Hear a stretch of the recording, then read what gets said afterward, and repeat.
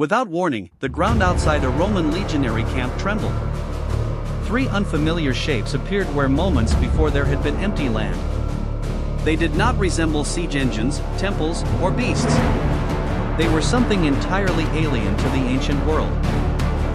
Three modern battle tanks suddenly appearing near an ancient Roman camp, shocked legionaries frozen in place, dust and disturbed earth, early morning light, cinematic comic book style, dark tones, high contrast, no text, no speech bubbles.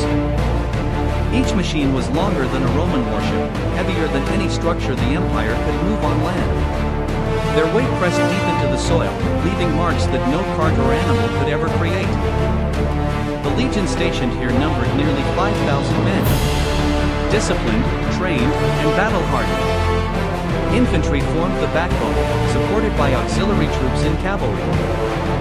Roman weapons were designed for close combat. Short swords for thrusting, heavy shields for formation fighting, javelins to disrupt enemies just before impact. Every tactic relied on proximity. Each tank required only 4 crew members, a commander, gunner, loader, and driver. Together, 12 people controlled the most destructive force the battlefield had ever seen. The primary weapon was a 120mm smoothbore cannon, capable of striking targets at distances the Romans could not even comprehend. One shot carried more force than entire volleys of ancient weapons combined. Secondary machine guns allowed constant suppression. Anything that moved within range could be engaged instantly. There was no equivalent response in the ancient arsenal. Roman blades, arrows, and javelins were forged for flesh and wood. Against layered composite armor and steel, they were meaningless. The concept of penetration no longer applied. At this moment, the balance of power became clear. Numbers no longer mattered. Courage no longer mattered. The battlefield itself had changed. Roman officers reacted as they had been trained to do for centuries. Orders were shouted. Lines tightened. Shields locked together. Discipline was Rome's greatest weapon, and it was brought to bear immediately. The legion began to advance slowly. Step by step. Not to attack, but to test. The machines did not move. They did not retreat. They simply waited. At command range, Roman soldiers hurled their pila. Hundreds of iron-tipped javelins filled the air, striking the metal surfaces with sharp impacts, then falling harmlessly to the ground. The expected result never came. No damage. No reaction. What should have crippled any known enemy had no effect at all. The turret rotated independently of the hull. Roman observers could not understand how a structure could aim without turning its entire body. The cannon fired once. The sound was immediate and overwhelming. A shockwave tore through the air, and a section of the Roman formation simply ceased to exist. Where shields and men had stood moments earlier, there was only smoke, debris, and silence. The legion had never faced a weapon that erased space itself. As panic spread, secondary weapons engaged. Rapid bursts cut down movement instantly. Any attempt to regroup was suppressed before it began. This was the moment discipline failed. Not because of fear alone, but because the rules of combat no longer applied. Courage could not close the distance. Roman cavalry attempted a flanking maneuver. Speed had always been their advantage.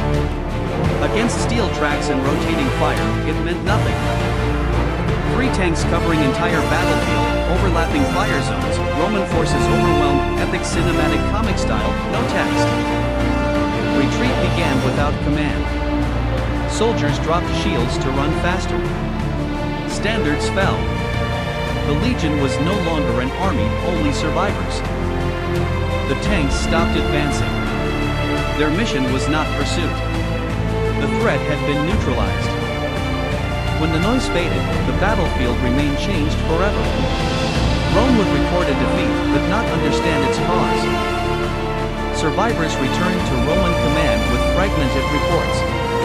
They spoke of moving fortresses, thunder without clouds, and weapons that ignored shields and armor entirely. Roman leadership struggled to interpret what had happened. No doctrine, no historical precedent, no engineering knowledge would explain the encounter. Scouts were sent. Engineers proposed traps. None returned with answers. The machines neither advanced nor vanished. They simply existed. Stories began to change. What had been machines became iron gods. What had been engines became divine breath. Fear demanded explanation. The area was quietly abandoned. Roads were rerouted. Official records avoided detail. Rome did not retreat often, but when it did, it erased the reason. Deep tracks scarred the earth. Unnatural destruction marked the terrain. Farmers would later avoid the land, calling it cursed. Centuries later, historians would note a gap. A campaign halted. A region unexplored. No reason given. Rome did not fall that day. But it learned something it could not name, that there were limits beyond which power meant nothing. The machines never pursued conquest. They never demanded worship. They remained silent witnesses to a world that could not understand them. History asks many questions. But some answers were never meant for their time.